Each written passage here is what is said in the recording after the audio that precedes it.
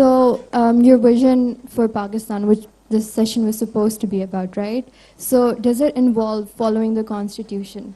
Like Following the constitution? Yeah, because after the Punjab and KP governments got dissolved, you're supposed to hold elections in 90 days. Why haven't we held elections yet?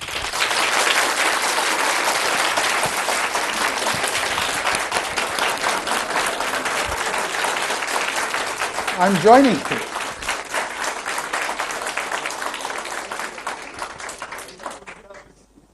Shall I? First of all, I have come across so many people that like I am the product of a putsch, a forceful takeover of a government.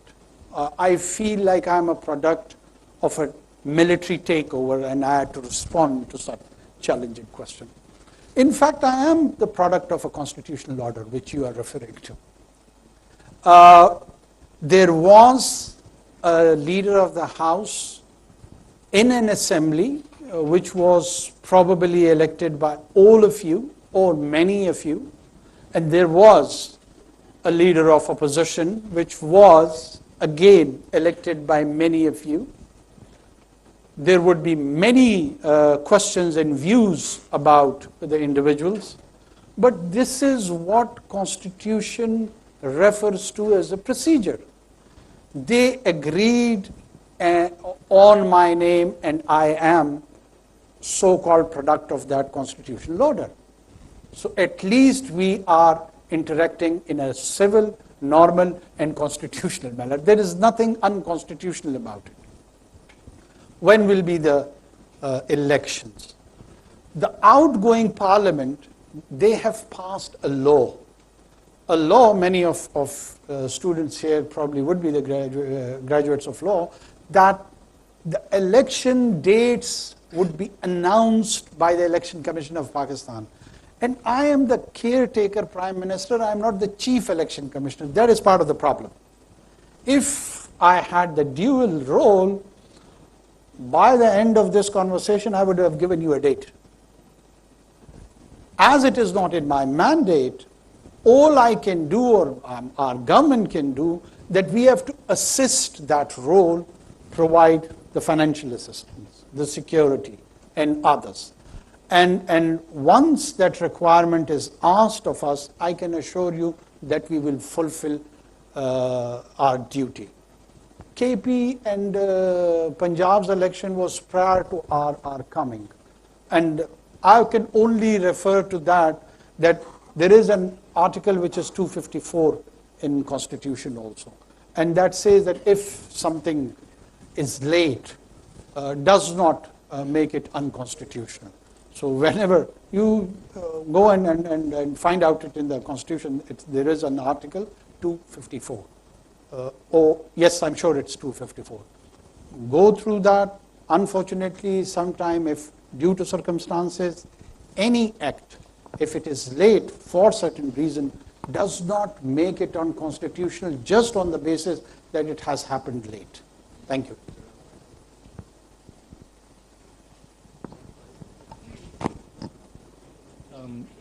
Thank you so much, sir, and it's an honor and privilege to have you in front of us. My question stems from the previous question, which was on the election date. But when you look at the election process, what measures would you as a caretaker government be taking to avoid all the unconstitutional or any external undemocratic factors intervening into the electoral process, which we have been observing throughout the history of Pakistan? And from that, I would use the example of the recent elections which just happened in Karachi, where PTI and Jamaat-e-Islami collectively, they won a majority. But I don't know what happened. सारे no मई की मजम्मत करते हैं, लेकिन PTI वाले सारे गायब हो गए मेयर चूज करने से पहले, और करते कराते इवेंचुअली आई थिंक PP का ही चेयर बना था. PP का एक चेयरमैन मेयर इलेक्ट हुआ था.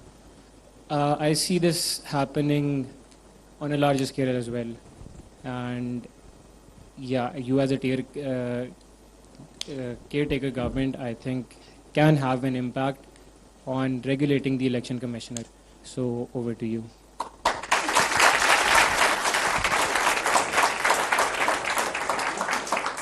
Once we are done with the clapping part, I'll start. Look, let's have an honest conversation rather than a clever one. Okay? And I want all of you to think in an honest manner.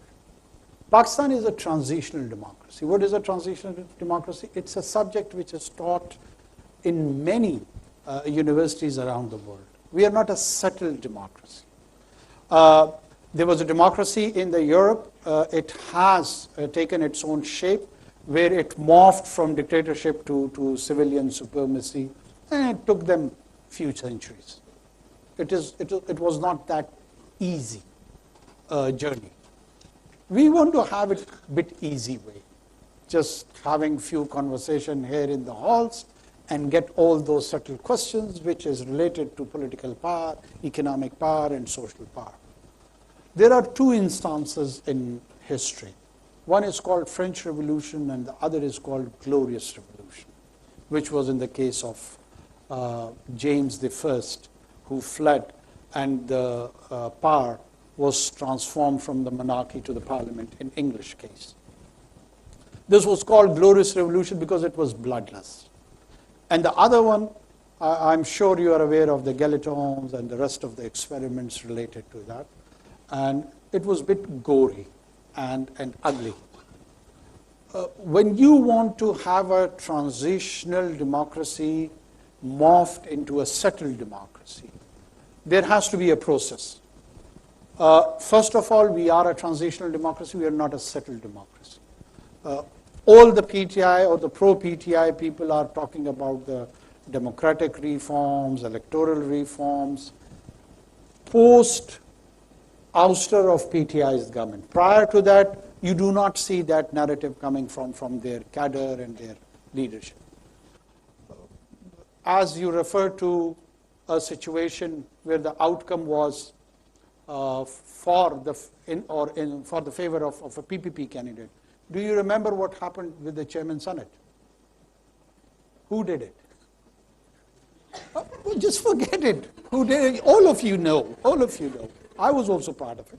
But what I am referring over here is that if we start to cherry picking and we want to rationalize a narrative, we will never reach that destination.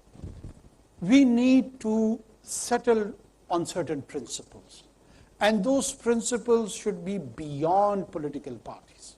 It should be for the greater social order. It may sometimes suit PPP, it may suit sometime PMLN, it may suit sometime PTI or JUI for that matter. So we have to be very cautious when we design principles. That's why laws, when they are meant or when they are made, we need to think them through. Unfortunately, what